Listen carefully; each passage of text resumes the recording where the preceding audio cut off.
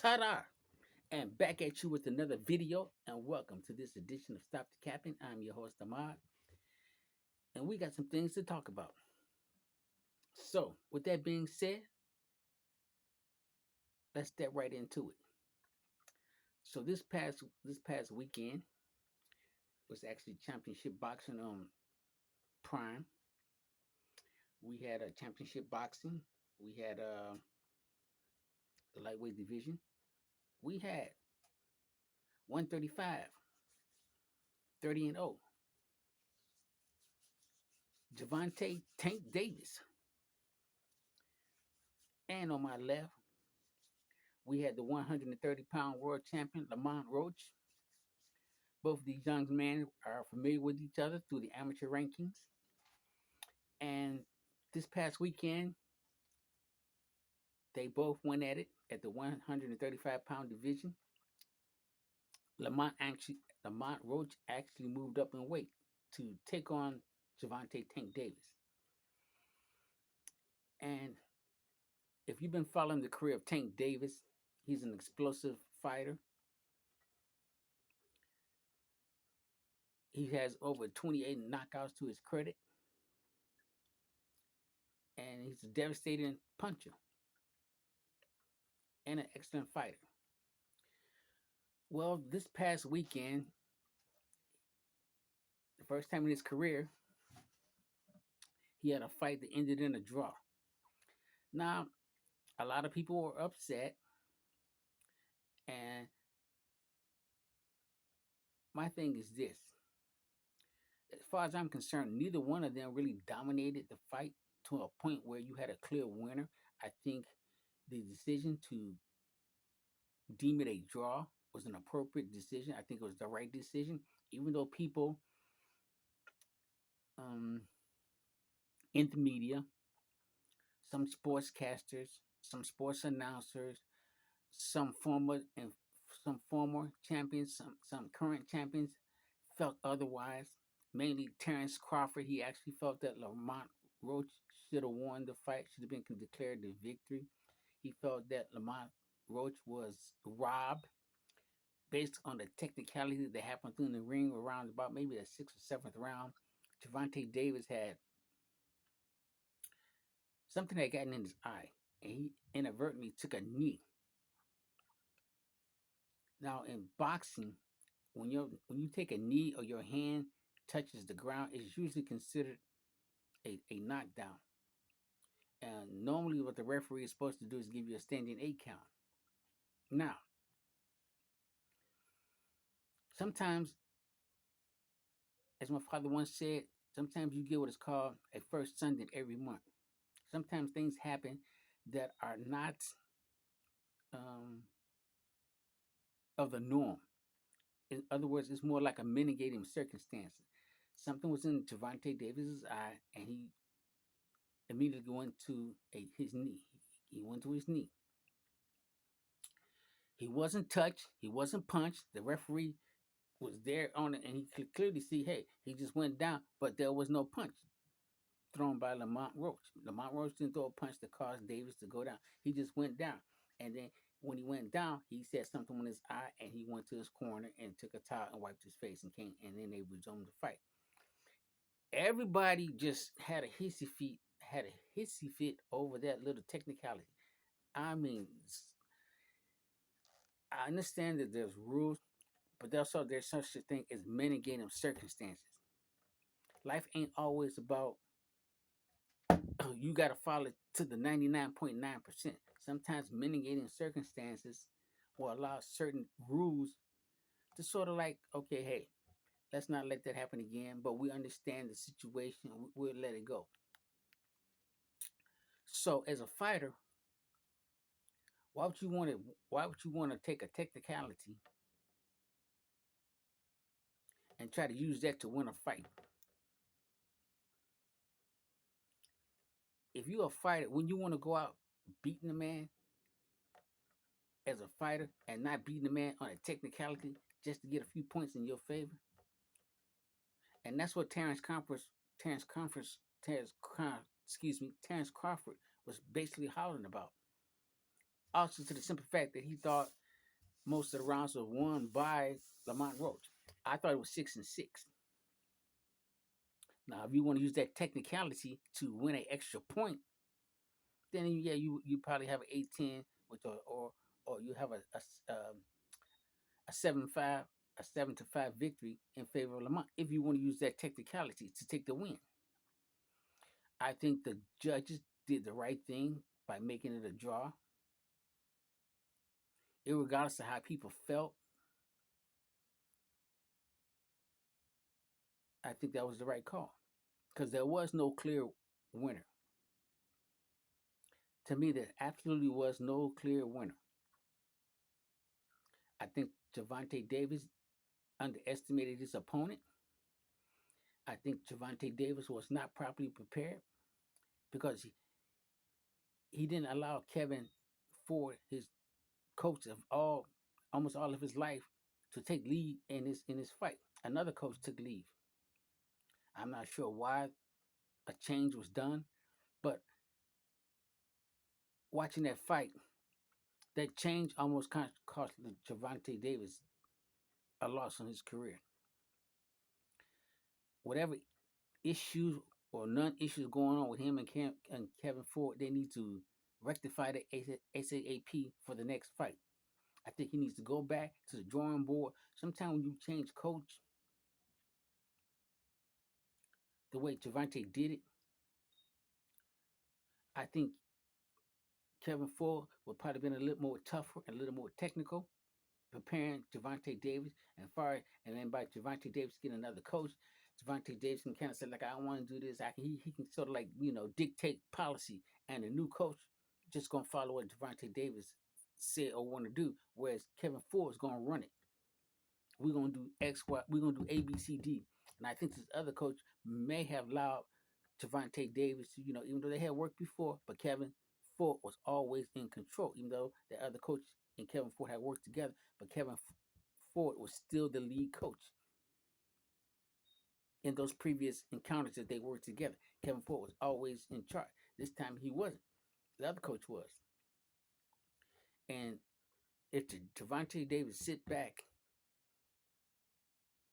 and look at this and realize, yeah, you almost lost it because of that choice. I think you need to get back in the gym with your coach, Kevin Ford. You need to get back to the gym and start focusing and paying attention on your task at hand. Whatever shalakadabali you got going on, you need to pull your head out and get back to order because you almost lost that. Trying to do things your way. This man has guided you to where you are from the time you was 8 years old to now. He has guided your life. Why now are you gonna start chocolate bottling, coming with the shenanigans? Why now you gonna start messing with things, changing things, moving pieces improperly? And I hope you learned something from this, Gervonta Davis, because you almost took an L. A lot of people wanted you to have that L based on that mere technicality that happened within the ring. What you should have did was turned your back. Not kneel, turned your back. All you had to do was turn your back. Turned your back, got the referee's attention and say something is in my eye. That's what you should have did. You should have just turned your back. Turned your back because the referee was right there. You would have got the referee's attention. You could have told him to say something in my eye, and he would have called the timeout for you and got you to your corner to get a towel and get whatever foreign object was in your eye out of it.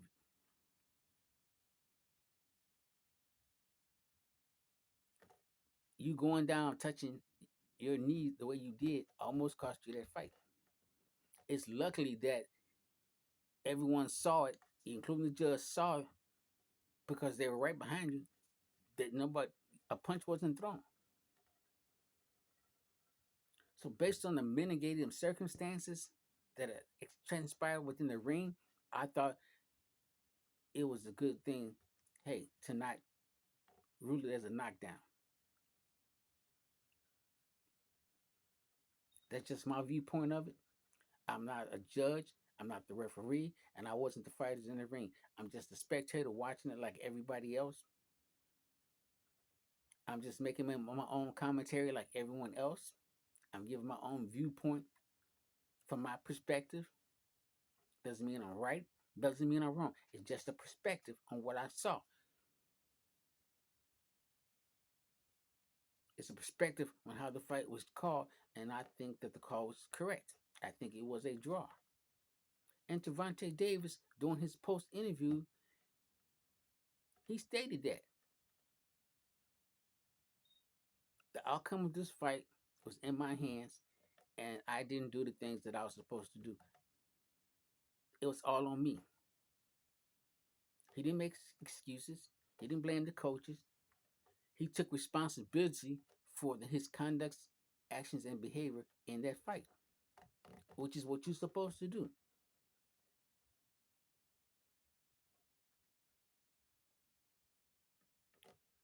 Once the fight is over with and you have a moment to sit down and reflect on what happened, now you realize there's opportunities and chances that you let slip away. And both parties had opportunities and chances, and they both let things slip away. Lamont Peterson should have kept on applying more pressure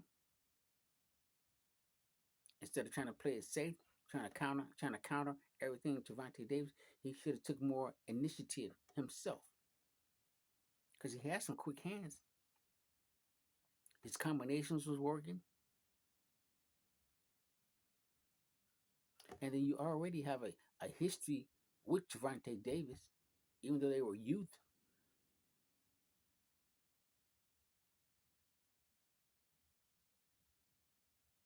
So it's not like you were scared of him. It was not like he was a mystery to you. He had the same coach he had when you was in a youth. So you also know that Gervonta Davis hadn't did too much more other than knock people out. So I think calling the fight a draw, let both parties reset and come back again, is the right call. And like I said, a lot of people, a lot of commentaries, a lot of YouTubers like myself, those who are in favor of Roach are leaning towards Roach. Those who are in favor of Gervonta Davis sort of leading to a little bit to him by being called a draw. Those that betted and lost some money or didn't collect any money because it's a draw, they disappointed. So having a draw just means you just reset. Both parties reset.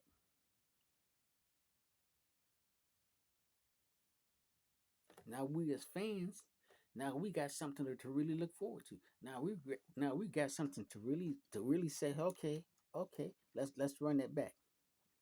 Let's run that back. Let's definitely run that back. Let's run that back. You know what I'm saying? I think this time around, Gervonta Davis is going to be a little bit more quieter on the rematch. I don't think he's going to be um, boisterous, threatful as he was during this fight. I don't think he's going to come out on the second fight running his mouth. I think he's going to be a little bit more subdued, a little bit more complacent, a little bit under control. But he needs to get back in the gym with Kevin Ford and get back to the fundamentals and the basics.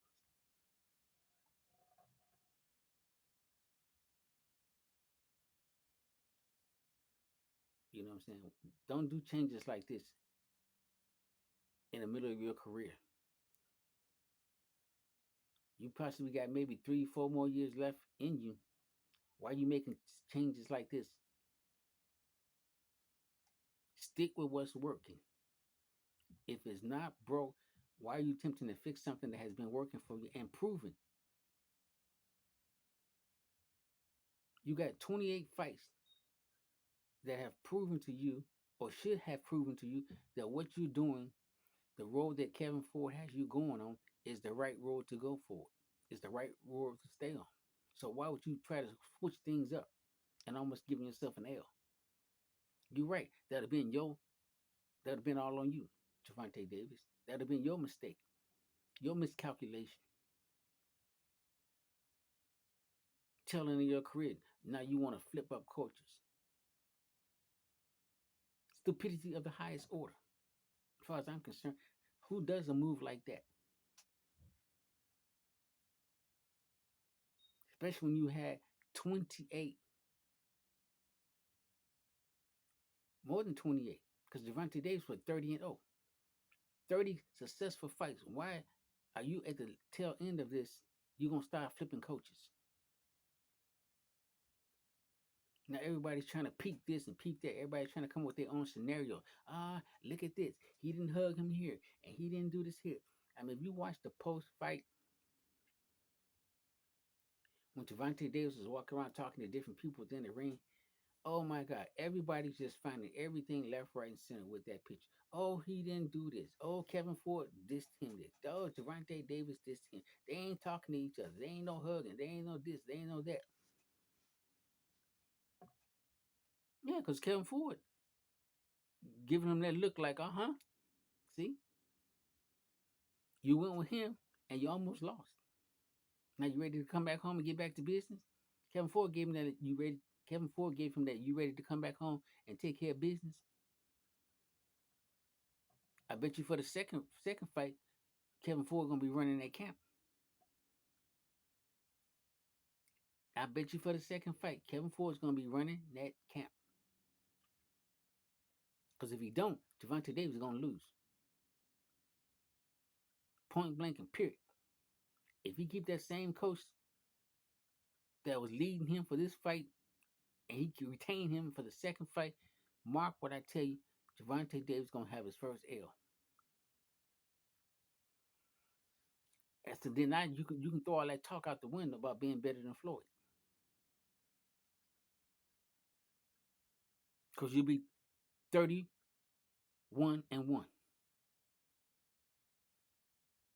if you go back with this coach that you had in this fight with Lamont Roach for the first fight. If you retain him for the second fight, you're gonna lose. Because I don't think he properly prepared you. I think he allowed you to do certain things that Kevin Ford wouldn't allow you to do. Kevin Ford would have kept the main thing the main thing. In other words, he would have been on your ass, making sure you're doing what you're supposed to do.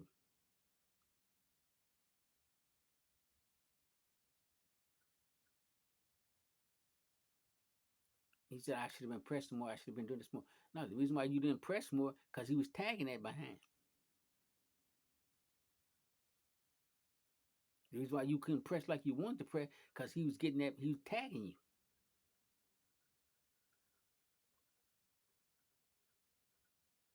He wasn't letting you throw that left hand like you normally did. You throw it, but he was coming back with his own. Body shots, head shots. He was hitting you with them combinations. That's why you couldn't do what you really wanted to do.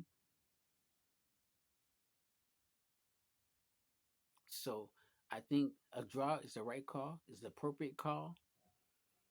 I think both of y'all guys get an opportunity to view the tape in the confinement of your home, see what y'all both did good. Y'all both get an opportunity to see what y'all both did bad. Y'all both get an opportunity to see what y'all could have done better. So doing it again is only good for the sport. It's only good for the sport. He said he's gonna take some time off. What you taking time off for? You really didn't do nothing, my good. I mean, as far as I'm concerned, you didn't do nothing. What you taking time off for? Okay, the fight was Saturday. You take Sunday, maybe Monday off. Matter of fact, you should be in the gym today because you didn't really do anything, Gervonta Davis. I'm gonna be honest with you. You shouldn't be tired. You shouldn't be fatigued because you didn't really do nothing. But I must take an L, and I am a Gervonta Davis supporter. I like his style. I don't like some of the shenanigans and behavior that he has done himself outside of the ring. Now, there were things I didn't like. You know, some of the things that he's been involved with. You know, some of the hit and run type of accident. I didn't like that type of things about him because that goes to your character. You may be a good fighter, but your character still needs working on. I don't know if you'll ever get there. You're already 30.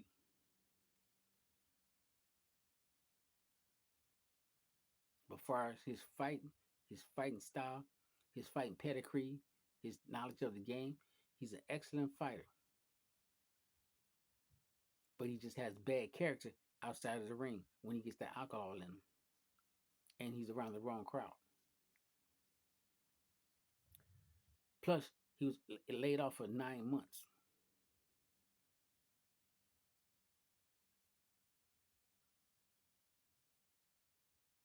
If you're not going to take a fight for a long, extended period of time, keep yourself in the gym. There's 7 days in a week. You should be in the gym at least 3 to 4 days. At least 3 to 4 days. Even if you're not preparing for a particular fight, you should be in the gym at least 3 to 4 days doing something. Running, stretching, lifting weights, calisthenics, speed bag, jump rope. You should be doing something to keep and maintain what? Your speed set, your power set. Because every day you sit is a day harder that you're gonna have to work to get it back. So why let all that good training go to waste by sitting on your ass, partying, having a good time, instead of getting right back in the gym like he said? But get back in the gym with your coach. Get back in the gym who brought you from ground zero to where you are today. Now, if the other coach want to come in to be an assistant, yeah, let him be an assistant. But let Kevin Ford lead this one. Lamont Roach, all he has to do is improve on his stamina, his speed, and just going with what he did this time. Just bring a little bit more intensity. Don't wait too much to counter. Force Levante, force Tank to fight. He don't throw no punch. You don't throw no punches. Y'all both just walk around in circles, letting rounds just slip away. Because as far as I'm concerned, the first 4 rounds, I didn't see anything to warrant them getting either one of them getting anything. It should have been 0-0 going into the fifth round because I really didn't see anything popping off. A punch here, a punch there.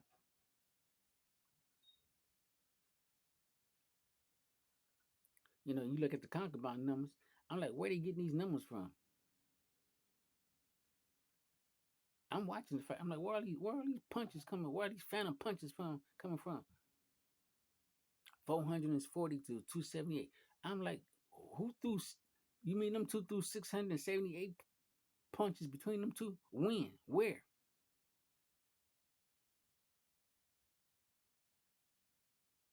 I've seen their arms come out, but I ain't seen 678 punches between the two of them.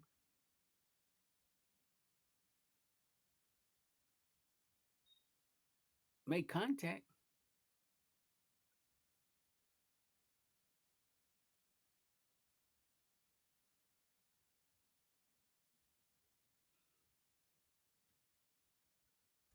Make it make sense.